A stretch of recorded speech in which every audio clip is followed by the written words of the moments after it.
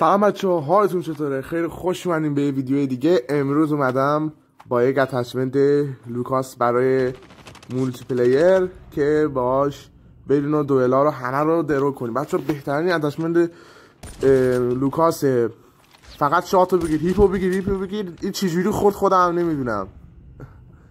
بچه‌ها اتچمنتش واقعا خوبه. تو این 3-4 تا مچ هم گذاشتم بچه‌ها. واقعا بعضی از مچ‌ها نمیدونم چرا باتای توری میزنن.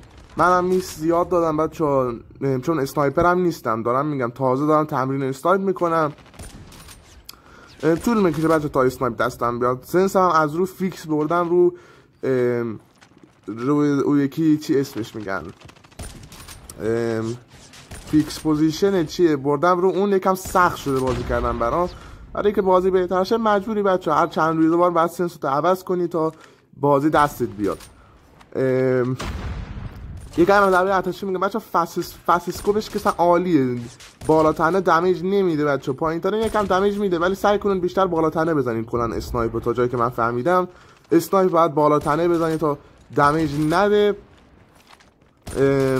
مثلا اینجا دمیج داد، نمیدونم برای چی دمیج داد. الان اینجا وان شات شد. الان این چه جوریه؟ خب من بدن رو زدم، نمیدونم بچه‌ها، واقعا منطق اکتیویژن یه چیز عجیبیه. بچه‌ها این از مچ اول بریم سراغ مچ دوم. خیلی بخشید بچه‌ها. اسنایپ بچه‌ها حتما این اسکوپی که چیزا رو روش بذارید. اسکوپی که من روش گذاشتم یکم امش یه جوری چیزه. و اینکه لایک و کامنت و سابسکرایب من فراموش نشه برای حمایت از من.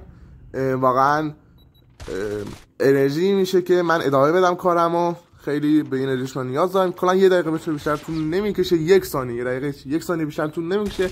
ویدیو رو لایک کنین دارین نگاه میکنین بچه‌ها، کامنت بذارین برای حمایت از من. کلی اتچمنت خفن براتون آماده کردم بچه‌ها که همشون رو داخل کانالم میذارم براتون. آموزش‌های عالی آماده دارم میکنم. یک سری رازا هست که بچه‌ها برای دایموند کردن که بیشتر شاپ‌هایی که دارن از این روش که اصلا درآمد میکنن اینا رو نمیخواد کسی بهتون بگه، ولی من همه رو میخوام براتون فاش کنم که دیگه نرین بچه‌ها پول بدین 200,000 تومان که یه دونه گانو دایموند کنید، که خودتون راحت بچه‌ها با حالا 1 ساعت 2 ساعت تایم گذاشتن کانالتون رو دایموند کنین. تا روزی 10 تا رو دیدم بچه‌ها با این روش دایموند کنن. اگه میخواین براتون داخل کامنت ها بگین بهم که براتون بذارم. بریم سراغ مچ بعدی، مچ آخره. اتچمنت هم بچه‌ها جلوتر الان براتون میاد کم دیگه. بریم جلوتر ببینیم چه اتفاقی میفته داخل این مچ. بچه‌ها سکندری کنار این گان حتما نیزه بذارین برای زیبایی. واقعا خوبه یه نیزه داشته باشین.